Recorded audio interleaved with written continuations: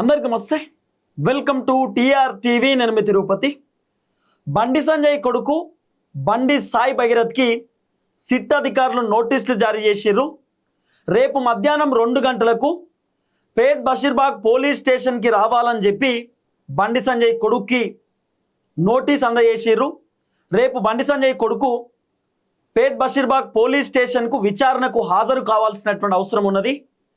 అయితే బండి సంజయ్ కొడుకు పరారిలో ఉన్నాడు, ఫోన్ స్విచ్ ఆఫ్ చేసిండు అనేటటువంటి చర్చలు రకరకాలుగా వచ్చినాయి. సీన్ కట్ చేస్తే బండి సంజయ్ కొడుకు హైకోర్టును ఆశ్రయించిండు.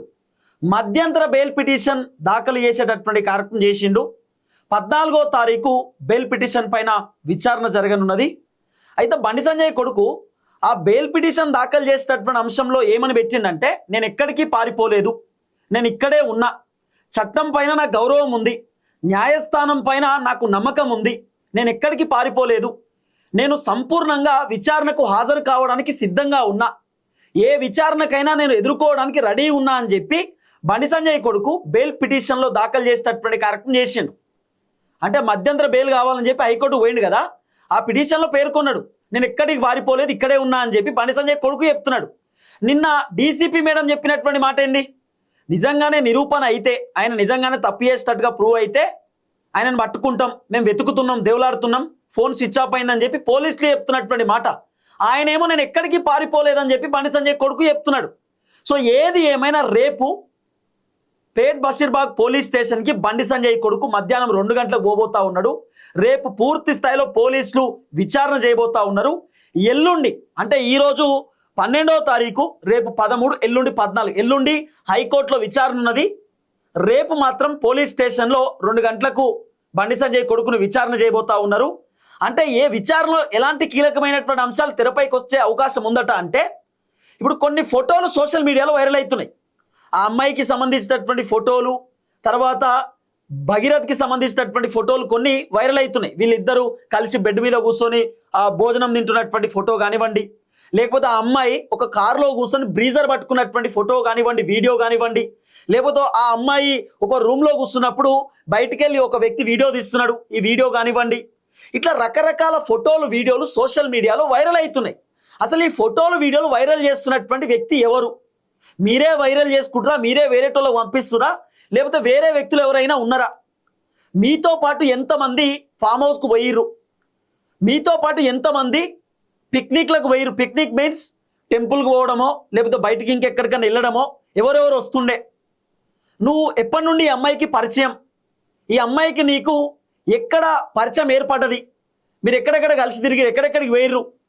మీరు ఎప్పుడెప్పుడు ఫోన్ మాట్లాడుకునేది, ఎప్పుడెప్పుడు మీ సంభాషణ ఏంది, కన్వర్జేషన్ ఏంది? ఇవన్నీ అంశాలపైన రేపు పోలీసులు బండి సంజయ్ కొడుకుని అడిగి తెలుసుకునేటటువంటి కార్యక్రమం చేయవచ్చు. ఆల్రెడీ అమ్మాయి స్టేట్మెంట్ని పోలీసులు రికార్డు చేసుకున్నారట. అమ్మాయి పూర్తి స్థాయిలో సమాచారం కూడా ఇచ్చిందట. మరి అమ్మాయి స్టేట్మెంట్ ఏం రికార్డ్ చేసిరేమో మనకు తెలియదు. పూర్తి స్థాయిలో ఇంకా కేసు ఇన్వెస్టిగేషన్ నడుస్తుంది కాబట్టి ఇంకా ముందు వేచి చూడాల్సినటువంటి అవసరం ఉంటుంది. డీసీపీ మేడం నిన్న చెప్పినారు, మొత్తం పూర్తి స్థాయిలో స్టేట్మెంట్ రికార్డ్ చేస్తున్నాం, ఇంకా సెకండ్ టైం కూడా అమ్మాయి వర్షన్ని తీసుకుంటాం, స్టేట్మెంట్ రికార్డ్ చేసుకుంటాం. రికార్డ్ చేసిన తర్వాత బండి సంజయ్ కొడుకును కూడా ఇప్పుడు పిలుస్తున్నారు. పిలిచి రేపు పూర్తి స్థాయిలో విచారణ చేయబోతున్నారు. అసలు ఏంది, ఏం కథ, ఎక్కడ పంచాయతీ అయింది, మీరు అమ్మాయి వాళ్ళ ఇంటికి ఎందుకు పోయిర్రు, వాళ్ళే మిమ్మల్ని ఇన్వైట్ చేసిరా? మరి ఇప్పుడు అమ్మాయి వాళ్ళ కుటుంబ సభ్యులేమో బండి సంజయ్ కొడుకుతోటి ఫోటోలు దిగిర్రు, టెంపుల్కి పోయిర్రు, శ్రీశైలం పోయిరట, అరుణాచలం పోయిరట, తిరుపతి పోయిరట. తర్వాత అమ్మాయి వాళ్ళ అమ్మేమో బండి భగీరథ్నేమో బగీ నువ్వు వీడియో తీస్తున్నావా అని చెప్పి అంటుంది. సో ఇంత క్లోజ్నెస్ ఉన్నది, ఇంత కలిసి ఉంటున్నారు. మరి ఇంత క్లోజ్నెస్ ఎట్లా ఏర్పడ్డది? బండి సంజయ్ వాళ్ళ కొడుకుని వెరీ క్లోజ్, ఒక ఫ్యామిలీ మెంబర్ లెక్క అమ్మాయి వాళ్ళ కుటుంబ సభ్యులు ట్రీట్ చేస్తారు. ఇంత క్లోజ్నెస్ ఎట్లా? ఇంకోటి, మొయినాబాద్ ఫామ్ హౌస్లో ఆ అమ్మాయి తాగుతున్నటువంటి కూల్ డ్రింక్లో బండి సంజయ్ వాళ్ళ కొడుకు ఆల్కహాల్ కలిపి అమ్మాయిని ఇబ్బంది పెట్టిండు అనేటటువంటి అంశం పైన కేసు పెట్టిరు.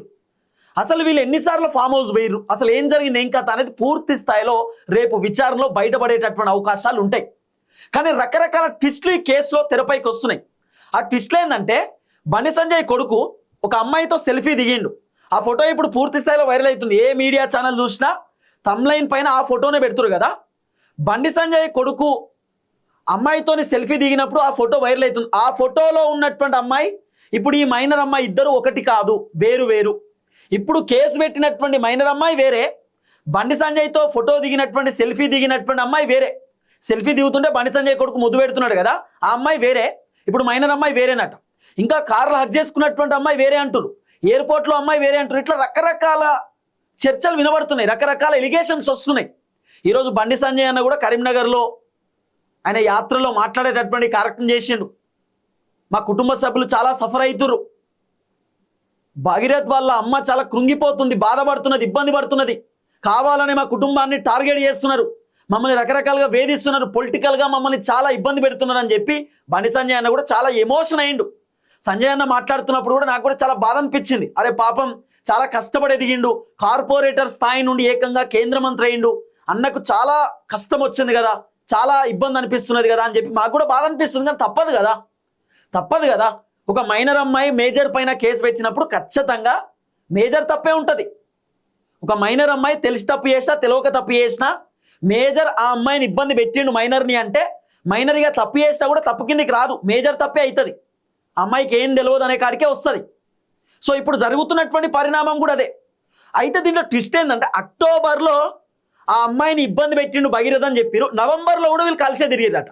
నవంబర్లో ఆ అమ్మాయి భగీరథ్ వీళ్ళు కలిసే తిరిగిరు, అమ్మాయి వీళ్ళ ఫ్యామిలీ మెంబర్స్ కూడా భగీరథ్ తోటి టెంపుల్స్కి పోయారట. ఎట్లా పాసిబుల్? మళ్ళీ డిసెంబర్లో ఇబ్బంది పెట్టిండు అనేటటువంటి ఒక చర్చ కూడా వస్తున్నది. ఎట్లా పాసిబుల్? అసలు ఏం జరిగి ఉండొచ్చు? అసలు ఏం జరిగిందనేదే క్వశ్చన్ మార్క్. ఇప్పుడు భగీరథ్ వీడియో ఎందుకు తీసుకుంటున్నాడు, ఫోటోలు ఎందుకు తీసుకుంటున్నాడు అమ్మాయిది?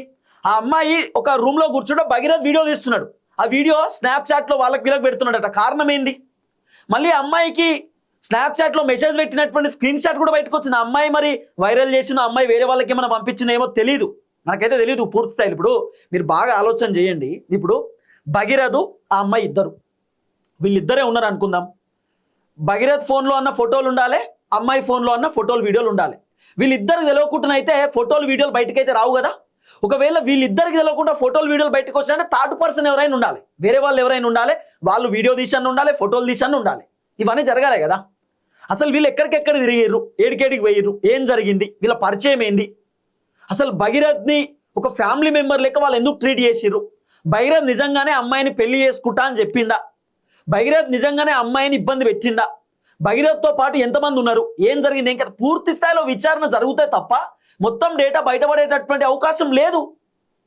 ఇప్పుడు ఇంకో ట్విస్ట్ ఏంది, బండి సంజయ్ కొడుకు భగీరథ్ ఒక హ్యాకర్ని, ఎథికల్ హ్యాకర్ ఉంటాడు కదా, ఒక ఎథికల్ హ్యాకర్ని అప్రోచ్ అయ్యిండట. ఏమని?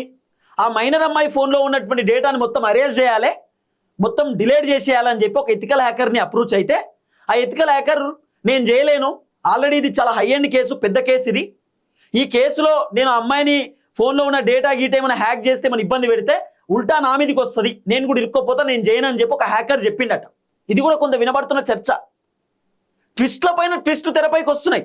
ఇప్పుడు బండి సంజయ్ కొడుకు ఆ ఫ్యామిలీ బాధిత కుటుంబం పైన కూడా అమ్మాయి వాళ్ళ కుటుంబం పైన కేసు పెట్టిండు, బండి సంజయ్ కొడుకు పైన అమ్మాయి కుటుంబం కేసు పెట్టిరు. బండి సంజయ్ కొడుకు హైకోర్టు పోయింది కదా, అమ్మాయి కుటుంబం హైకోర్టు పోలే కదా, మరి అమ్మాయి వాళ్ళ కుటుంబం కూడా హైకోర్టు పోవాలి కదా. ఎందుకంటే బండి సంజయ్ వాళ్ళ కొడుకు ఏం చేసిండు, 5 కోట్ల రూపాయలు డిమాండ్ చేస్తున్నారు, హనీ ట్రాప్ చేసి 50,000 రూపాయలు ఇచ్చినా అని చెప్పిండు.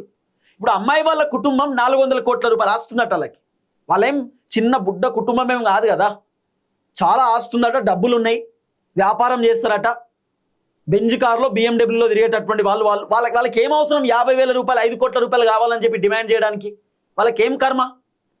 తర్వాత బండి సంజయ్ ఇంటికి కూడా బాధిత కుటుంబం సంగప్ప అని చెప్పి బీజేపీ లీడర్ తీసుకుపోతే బండి సంజయ్ తిట్టిండట, మీ అమ్మాయి ఎవరెవరితో తిరిగిందో నాకు తెలియదు కానీ మా ఇంటికి మాత్రం మీ అమ్మాయి రాకూడదు, మేము చేసుకోం మీ అమ్మాయిని, మా కొడుకుని ఇయ్యను, మీరు వెళ్ళిపోండి అని చెప్పిండట.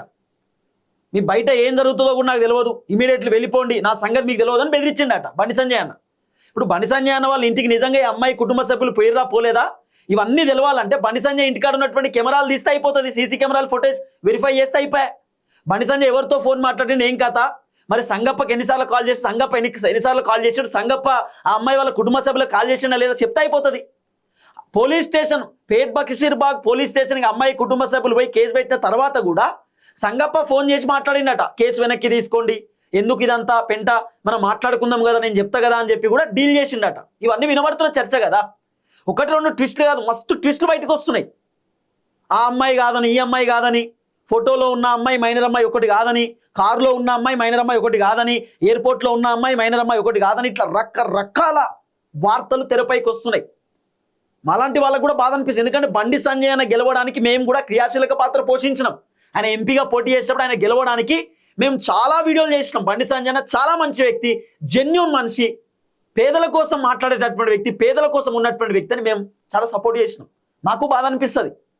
బండి సంజయ్ అన్న ఇమేజ్ డ్యామేజ్ అవుతుంటే, బండి సంజయ్ అన్న సఫర్ అవుతుంటే, మానసికంగా ఇబ్బంది పడుతుంటే మాకు కూడా బాధ అవుతుంది. రేపటి రోజు సంజయ్ అన్న కొడుకు ఏ తప్పు చేయలేదని చెప్పి వస్తే మేము చేసే వీడియోలన్నీ బాజాప్తా డిలీట్ చేస్తాం, దాంట్లో ఏమి ఇబ్బంది లేదు. బండి సంజయ్ కొడుకు ఏ తప్పు చేయలేదు, కావాలని చేసిర్రు, అమ్మాయి వాళ్ళ కుటుంబ సభ్యులను ఇన్ కేసు కనుక అట్లా వస్తే, తీర్పు కనుక వస్తే ఖచ్చితంగా మేము చేసే వీడియోలన్నీ బాజాప్తా డిలీట్ చేస్తాం. ఏమున్నది దాంట్లో? బండి సంజయ్ కొడుకు తప్పు చేసినా చేయలేదు అనేది లెట్స్ కోర్ట్ డిసైడ్, న్యాయస్థానం డిసైడ్ చేస్తుంది. అప్పటిదాకా మనం వేచి చూడాల్సినటువంటి అవసరమే ఉంటుంది. అంతకు మించి ఏముంటుంది? సంజయ్ అన్నకు మాకేమన్నా పంచాయితా? నాకు చాలా ఇష్టమైన వ్యక్తి సంజయ్ అన్న, నేను ప్రతి వీడియోలో చెప్తున్నా. నాకు ఇబ్బంది అనిపిస్తున్నది, కానీ కొంతమంది ఇక మస్తు మందిని బ్లాక్ చేసిన ఇప్పటిదాకా. వాడు ఫేస్బుక్లో ఫోన్ చేసి తిడతాడు, వాడు ఇన్స్టాగ్రామ్లో ఫోన్ చేసి తిడతాడు. నీకు ఏం తెలుసాయా? నేనేమన్నా సంజయ్ అన్నని తిడుతున్నానా? ఉన్న విషయాన్నే చెప్తున్నా కదా. సోషల్ మీడియాలో ప్రచారం అవుతున్నటువంటి అంశం, స్క్రీన్ షాట్లు, వీడియోలు వైరల్ అవుతున్నాయి. మేము వైరల్ చేస్తున్నామా? కాదు కదా. మాకంటే ముందు సోషల్ మీడియాలో విస్తృతంగా ప్రచారం అవుతున్నది. బండి సంజయ్కి సపోర్ట్ చేసేటటువంటి ఇన్స్టాగ్రామ్లో ఉన్న అకౌంట్లలోనే అమ్మాయి వీడియోలు, భగీరథ్కి సంబంధించిన వీడియోలు వైరల్ అవుతున్నాయి. మేము చేయట్లేదు కదా. ఆ వీడియో అట్లా వైరల్ కూడా చేయకూడదు. మైనర్ అమ్మాయి వీడియో, మైనర్ అమ్మాయి పర్మిషన్ లేకుండా ఎట్టి పరిస్థితులలో వీడియోలు సోషల్ మీడియాలో పెట్టకూడదు, కానీ పెడుతున్నారు. అమ్మాయిని ఇబ్బంది పెట్టేటటువంటి విధంగా, అమ్మాయిని బ్లేమ్ చేసేటటువంటి విధంగా వీడియోలు పెడుతున్నారు. మహానటి అని ఇంకొక ఆయన పెడతాడు, దొరికిపాయా అని చెప్పి ఇంకో ఆయన పెడతాడు. ఏంది గింత ఘోరమా? ఏందన్నట్టు? ఒక అమ్మాయిని ఇబ్బంది పెట్టేటటువంటి విధంగా పోస్టులు పెడతా ఉన్నారు సంజయ్ అన్నకి సపోర్ట్ చేసేటటువంటి వ్యక్తులు. సో ఏది ఏమైనా రేపు మధ్యాహ్నం 2 గంటలకు పోలీసులు పేట్ బషీర్బాగ్ పోలీస్ స్టేషన్కి బండి సంజయ్ కొడుకుని రమ్మని చెప్పిరట. రేపు భగీరథ్ పోవాల్సిన అవసరం ఉంటుంది. సో విచారణలో ఏం అడుగుతారు, ఏం కథ, ఏం చెప్తాడు, ఏందనేది ముందు ఇంకా చాలా తెలుస్తాయి. చాలా ట్విస్టులు ఉన్నాయి, ఒకటి రెండు కాదు, మస్తు ట్విస్టులు ఉన్నాయి. ఇంకోటి ఏంటంటే, ఇప్పుడు బండి సంజయ్ కొడుకుకు సంబంధించిన కేసు ఉన్న ఈ టైంలోనే రేవంత్ రెడ్డి ఫోన్ ట్యాపింగ్ వ్యవహారం తీసుకొస్తున్నాడు. అంటే మరి కేసుని పక్కదారి పట్టించడానికో, డైవర్ట్ చేయడానికో ఏందో మరి. సరే చూద్దాం ఏం జరుగుతుందో. రేపు మాట్లాడుకుందాం. రేపు చాలా మంచి అద్భుతమైనటువంటి అంశాలు ఉంటాయి. మరి ఎట్లా పోతాడు, ఏంది, ఏం మాట్లాడతారు, ఏం జరుగుతుంది లోపల పోలీస్ స్టేషన్లో, ఎంతసేపు విచారణ జరుగుతుంది, ఏ అంశాలు ప్రధానంగా అడిగే కార్యక్రమం చేయొచ్చు ఏందనేది రేపు అంతా అర్థమవుతుంది. చూద్దాం ఏం జరగదు. దయచేసి వీడియో అందరికి షేర్ చేసే కార్యక్రమం చేయండి. అందరికి నమస్తే, థ్యాంక్ యూ సో మచ్. జై తెలంగాణ.